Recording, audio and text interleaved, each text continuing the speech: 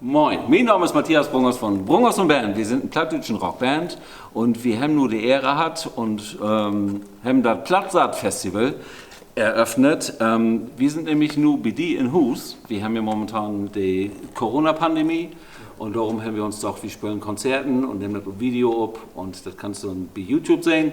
Plattsaat-Festival ist ein heel interessantes Programm. Die können online kicken, was du all geben, da von Kochshows und Lesungen und all sowas. Wir fangen an am 10. Oktober und dann gibt uns Konzerte zu sehen. Genau, und dann elke Tag ab 20 Uhr gibt es dann immer nächste Programm. Kickt doch mal hin auf die Homepage von Plattsaat Festival und dann könnt ihr das sehen. Emsländische Landschaft ist der Träger mit www.emsländischelandschaft.de. Genau. Viel Spaß.